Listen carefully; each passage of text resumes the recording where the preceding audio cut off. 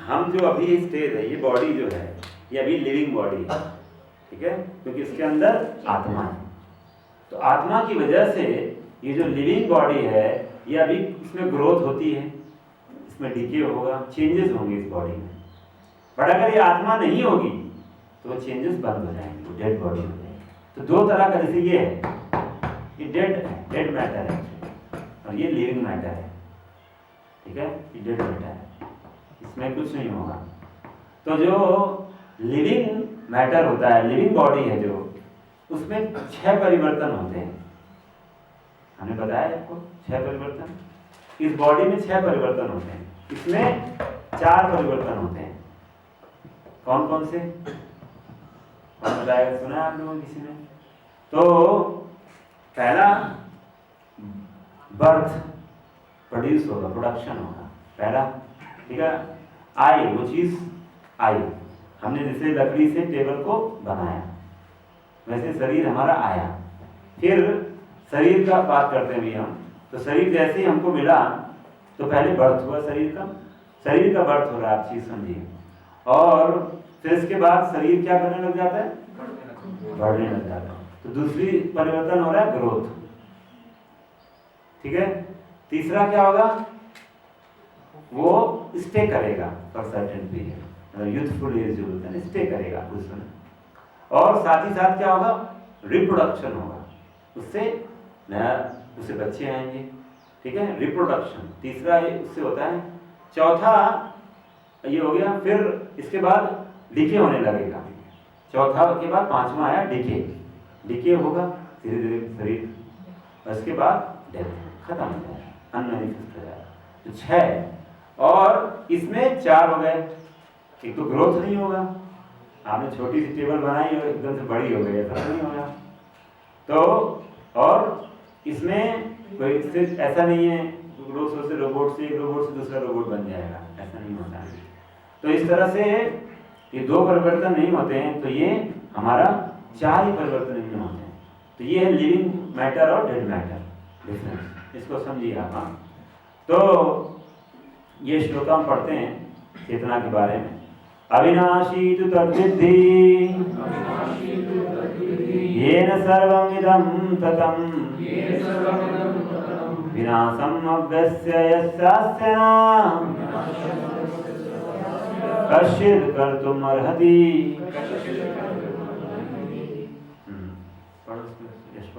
जो सारे शरीर में व्याप्त है उसे ही तुम अविनाशी समझो, उस अव्यय आत्मा को नष्ट करने में कोई भी समर्थ नहीं है। तो आप देख रहे चेतना जो है, इस श्लोक से क्लियर हो गया कि जो हमारी बॉडी में जो कॉन्शियसनेस है, चेतना जिसको बोलते हैं, तो वो क्या है, पूरे शरीर में व्याप्त है। और इसकी कैसे व्याप्त है, क्योंकि उस आत्मा की प्रेजेंस की वजह से। जैसे एक जगह पर आत्मा है, उसकी वजह से पूरी बॉडी में चेतना परवेट कर रही है। जैसे अगर मैं यहाँ पर आग जलाऊं तो हीट आप पूरे कमरे पे फील कर सकते हो, इस तरह से हमें समझना चाहिए। लेकिन रहती आत्मा एक जगह पर है, हर जगह पर नहीं है।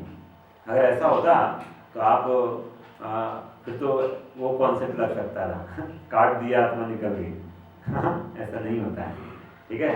तो ये हम हिट कर रहे हैं बिकॉज चेतना की वजह से, ठीक है। लास्ट टाइम एक बड़ा अच्छा पॉइंट बताया था लीला पुरुषोत्तम प्रभु जी ने क्लास में, आप लोगों ने कितने लोगों ने इसको समझा था कि जो हमारा ये शरीर है, अब ग्रॉस बॉडी बोलते हैं ना, अभी डिफरेंसेस आएंगे। तो जब इस पे हिट करते हैं तो हमारा थोड़ी देर तक पेन रहता है, लेकिन जब हम सटल लेवल पर हिट करते हैं तो काफ़ी लंबे समय तक दर्द रहता है। मन के स्तर पर, बुद्धि के स्तर पर जब हमें चोट पहुंचती है, ईगो के स्तर पर पहुंचती है, कोई आपको बुरा बोल देता है तो आपको बहुत दिन तक चोट रहती है। तो ये सटल बॉडी है, ये समझना चाहिए। अभी आएगा भी सटल बॉडी के बारे में। तो ये चीज़ क्लियर हो गया कि आत्मा एक जगह पर है और वो हृदय क्षेत्र में रहती है, हृदय क्षेत्र में, और उसकी वजह से पूरी बॉडी, मतलब आत्मा की बात ही मतलब आप एक हृदय क्षेत्र पे रहते हैं, ऐसे समझें, आप हृदय क्षेत्र में रहते हैं और इसकी वजह से शरीर में पूरा चेतना है, ठीक है। कभी कभी देखा होगा ये कॉन्शियसनेस आ जाती है, अगर हम गाड़ी चलाते हैं तो हम सोचते हैं मैं पूरी गाड़ी में हूँ, और कोई हिट कर रहा है तो जैसा लग रहा है मेरे को हिट कर रहा है। ये देख रहे हैं कितना हमारे अंदर कैसे प्रोग्राम्ड है हमें। बॉडी जो ट्रक वाला होता है उसकी चाल देखो, ट्रक वाला वो बहुत ही एरोगेंट तरीके से चलाता है, तो एक दो अगर साइड में लग भी जाए तो क्या जाता है उसका। और वो लोग बहुत ही मतलब हमेशा ट्रक वाले ज़्यादातर आप देखेंगे ज़्यादातर ड्रिंक करते हैं मोस्टली, परवाह नहीं है उनको कौन एक्सीडेंट से क्या हो जाएगा। हाँ कोई कुछ तो ये है क्योंकि वो अपने आप को एक्सटेंडेड समझ लेता है, वो सोचता है मैं तो ट्रक हूँ। और अगर हम बोलते भी है ना एक दूसरे को तो बोलते हैं यू हिट मी, जैसे लग रहा है गाड़ी को हिट किया लेकिन लगता है हिट हमको किया है, ऐसा महसूस होता है। चोट बिल्कुल हृदय में लगती है, तुम्हें गाड़ी को खरोच लगी तो बिल्कुल यहाँ लगता है सीने में। हाँ ये क्यों आ रहा है? क्योंकि ये इतना ज़्यादा हम बॉडीली कॉन्शियस हैं, क्योंकि हम अपने आप को बॉडी से कनेक्ट करते हैं तो उससे जुड़ी हुई चीज़ों से अपने आप को अटैच कर लेते हैं। तो ये बहुत ज़्यादा हमारी प्रॉब्लम है। तो इसीलिए तो अब ये जो एक बहुत इम्पॉर्टेंट जो आता है कि हमारी स्थिति क्या है।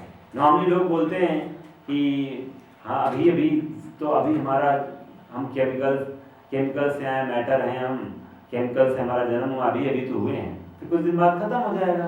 लेकिन यहाँ पर गीता में भगवान क्या बोल रहे हैं? केमिकल ओरिजिन नहीं है हमारा। क्या है इसको समझते हैं। न त्वेवाहं जातु नाशं न त्वं नेमे जनाधिपः न चैवा न भविष्यामः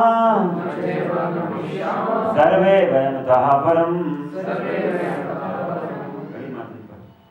ऐसा कभी नहीं हुआ है कि मैं ना रहा हूँ या तुम ना रहे हो, अथवा ये समस्त राजा ना रहे हो, और ना ऐसा है कि भविष्य में हम लोग नहीं रहेंगे। ये बहुत इंपॉर्टेंट श्लोका है। नॉर्मली लोग जो बोलते हैं ना आत्मा तो विलीन हो जाएगी, ये उसका तोड़ है। भगवान क्या बोल रहे हैं? कभी ऐसा नहीं होता है। मतलब भगवान यहाँ पर बहुत स्पष्ट शब्दों में बोले हैं कि मैं और तुम और ये सारे राजा, हम सब का इटर्नल अस्तित्व रहेगा, कोई कुछ नहीं विलीन होने वाला कहीं पर। ये बहुत ही खतरनाक फिलॉसफी लोगों द्वारा दी जाती है। विलीन हो जाएंगे, आत्मा परमात्मा में लीन हो जाएगी, ये बड़ा अच्छा सुनने में आता है। हाँ कहीं नहीं हो रहा है यहाँ पर, ठीक है। और उदाहरण क्या देते हैं, जैसे सागर की बूंद है, सागर में चली गई तो विलीन हो गई, ऐसा नहीं होगा। फिर वो सूर्य के प्रभाव से बाहर भी आ जाती है, वाष्पीकरण के द्वारा फिर से बरसती है। तो इसलिए हमेशा अस्तित्व रहता है, इसलिए वो चीज़। और इसलिए दो मत होते हैं हमेशा, लेकिन वैष्णव सिद्धांत में इसको बहुत ही अच्छे से स्पष्ट शब्दों में इसको किया जाता है। जैसे सागर में वो बूंद का उदाहरण देते हैं, लेकिन एक जो उदाहरण होता है, सागर में बहुत जीव भी रहते हैं, लेकिन वो सागर में ही रहते हैं, लेकिन बहुत गहराई में रहते हैं, लेकिन फिर भी आराम से उससे अलग रहते हैं, वो नहीं चले जाते हैं, ठीक है। तो अपना अस्तित्व बना कर रखते हैं हमेशा। तो इसलिए Krishna has very clearly said this कि हमारा अस्तित्व हमेशा रहेगा, आज ही नहीं पहले भी था, अभी भी है, बाद में भी रहेगा। तो ये क्लियरिफाई हो गया। सेकंड बोलते हैं भगवान कि ये बहुत इंपॉर्टेंट है, इसको समझते हैं। ममैवांशो जीवलोके जीवभूतः सनातनः मनः इंद्रियाणि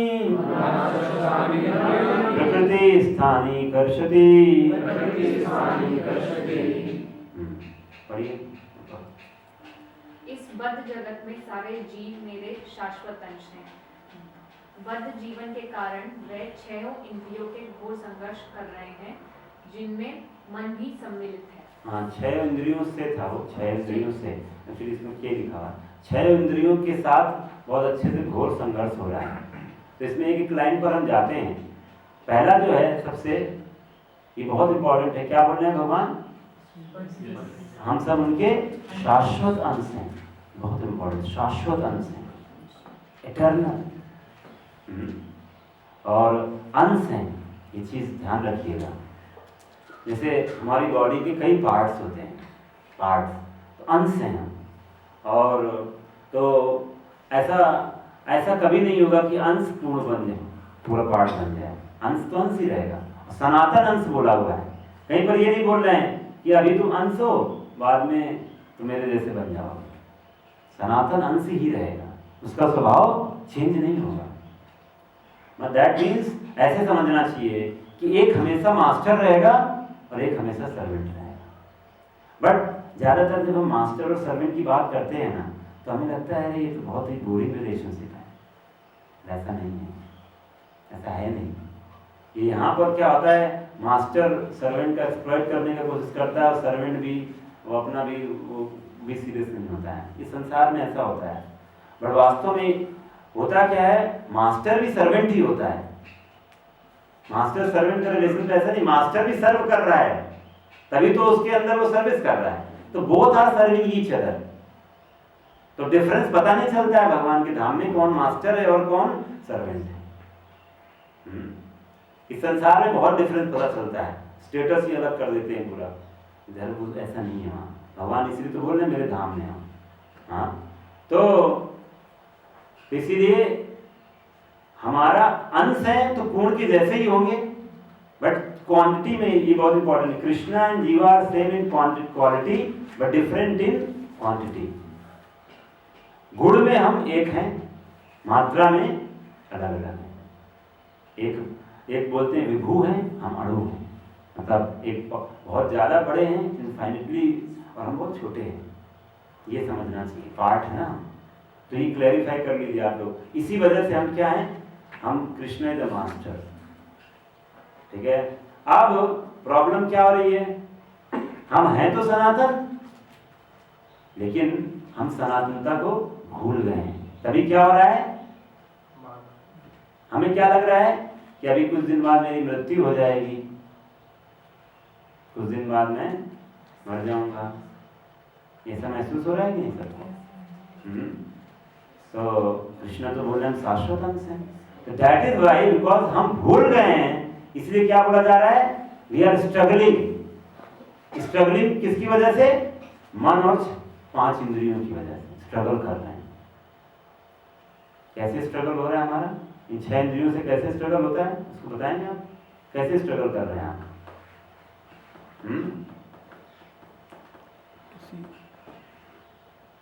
किसी चीज़ को पाने की इच्छा, पहले वो चीज़ आकर्षित करती है हमें इन 6 इंद्रियों से, फिर हम उसे पाने की इच्छा करते हैं इन 6 इंद्रियों से, फिर जब हम उसे पा लेते हैं तो फिर हम उससे क्यों हमारी नेचर डिफरेंस कर जाता है। तो उसके बाद हम बोलते हैं कि मतलब हम उससे सेटिस्फाइड नहीं हो पाते प्रॉपर्ली पूरी तरीके से।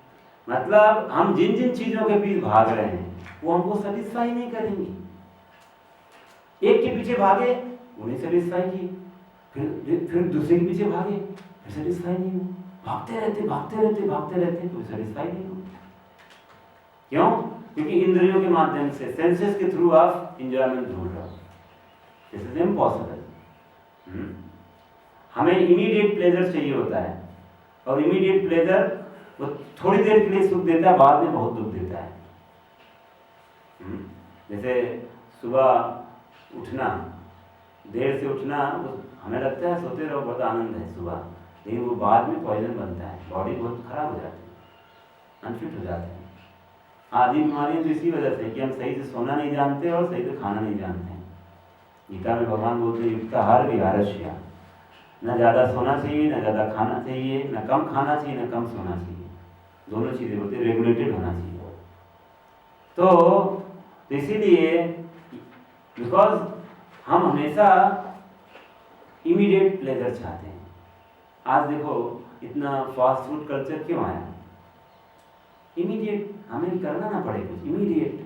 तो उसकी वजह से क्या हो रहा है, वो इमीडिएट क्या बन रहा है, बाद में पॉइजन की तरह बॉडी पूरा ओबेसिटी आ रही है, पूरा कमजोर होता चला है, पर बीमारियों का घर बन जाता है। तो इसीलिए स्ट्रगल चल रहा है। जीभ बोलती है इमीडिएट कुछ दो, आप पैलेटेबल दो, पैलेटेबल। इस जीभ के चक्कर में आज क्या संघर्ष हो रहा है, अभी वही मैं दिखाऊंगा संघर्ष। तो स्ट्रगल और कैसे थोड़ा सा रियलाइज करिए, और बताइए सुनांशु जी, कुछ और थोड़ा लाइट डालिए इस पर, कुछ और प्रकाश डालिए, और कौन बताएगा संघर्ष। आप अपने जीवन पर खोजेंगे तो बहुत उदाहरण है, कहीं और जाने की जरूरत नहीं है। संघर्ष कैसे कर रहे हैं हम? जितना सांसारिक युग में रहते हैं, सांसारिक वर्ल्डली मेटलिस्टिक वर्ल्ड में रहने की वजह से जो हमें निषेध जो चीज़ें बोली गई हैं हम उनसे ज़्यादा आकर्षित होते हैं। तो एक बार संयम हो जाता है, दूसरी बार नहीं हो पाता है क्योंकि इंद्रियाँ स्ट्रगल करती हैं आपस में। ऐसे आपके कोई भी मतलब मैं देखिए एक्चुअली जो सेंसेस हैं ये इनको बोला था महाशनो महापाप महा, मतलब ये ऐसी है जो कभी सेटिस्फाई नहीं होंगी।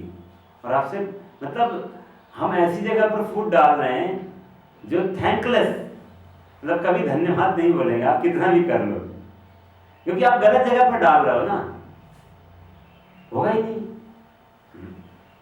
जैसे आप भोजन करते हो, ठीक है, कुछ खा रहे हो तो आप भोजन को मुंह में डालते हो, हाँ, आपको लगे नहीं मैं ऐसा करता हूँ शरीर के सारे पार्ट में डाल के अलग अलग शरीर के सारे पार्टों को चुस्त दुरुस्त कर लेता हूँ, तो कितना गलत इंडेवर होगा।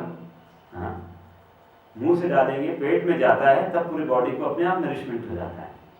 तो सेपरेटली हम इंद्रियों को संतुष्ट नहीं कर पाते, बहुत मुश्किल है, वो इम्पॉसिबल है। इसीलिए मन है, मन क्या है, छठवीं इंद्रिय क्यों बोला जाता है? 5 तो इंद्रियां होगी, आंख हमेशा गलत देखना चाहती है, कान हमेशा गलत सुनना चाहते हैं, जीभ हमेशा गलत खाना चाहती है, ये टच हमेशा गलत चीजों को छूना चाहता है, ये, और इसकी वजह से प्रॉब्लम में रहते हैं हम। तो नाक हमेशा गलत चीज स्मेल करना चाहती है, लेकिन ये मन इंद्रिय की तरह कार्य कैसे करता है, इसको थोड़ा समझ लेना ये बात है, कैसे इंद्रिय करता है। क्योंकि आप एकांत में बैठे हैं जहां पर कुछ भी नहीं है, ना आपकी आंख के लिए कुछ है ना कान के लिए है, फिर भी मन क्या करेगा, आपकी इमेजिनेशन देगा, अरे चल, वो आपको पिक्चर्स दिखाएगा पुरानी मूवीज जो आपके हृदय उस मन में स्टोर्ड है, पुराना दिखाएगा। बताओ संडे तू बर्बाद कर रहा है अपना, संडे इतना तो फन डे होता था तेरा संडे, तू क्या कर रहा है। फिर वो दिखाएगा इस समय तू घुमा करता था, शो चलता था, देख भूल गया, हाँ कैफे में जाता था, हाँ क्या क्या करता था, देख रहे हैं। तो मन क्या कह रहा है, अभी आपके पास कुछ भी सेंस ऑब्जेक्ट्स नहीं थे, ना मोबाइल फोन है, ना कुछ है, कुछ भी ऐसी चीजें नहीं है, सामने गीता भी रखी हुई है, सब कुछ है, फिर भी मन आपको इंद्रिय की तरह काम करके आपसे सब कुछ वो करवा डालेगा जब आपके सामने सेंस ऑब्जेक्ट होते थे। तो इसीलिए मन बैठे बैठे आपको पूरा, इसीलिए बोला जाता है हमेशा राइट एसोसिएशन में रहना चाहिए। अकेले भी बहुत खतरनाक होता है, एसोसिएशन इसलिए पावरफुल है, एसोसिएशन में रहना चाहिए, right kind of association. Bad association बहुत खतरनाक है। तो मन ही तो इसीलिए हमारा सबसे ज्यादा खतरा हमें किससे है, अपने आप से ही है, मतलब अपने आप से ही ज्यादा खतरा है, कहीं और से ज्यादा खतरा नहीं है, ठीक है। इसलिए भगवान बोले मनः सस्थानी इंद्रियाणि प्रकृति स्थानी कर्षति, कर्षण कर रहे हैं, कर्षति कैसा वर्ड यूज किया है, कृषि होता है ना, कृषि करवाना, वैसे कर्षति उसी धातु से बना है, बहुत ज्यादा इसमें वो है, तो बहुत हार्ड स्ट्रगल है। और एक हाँ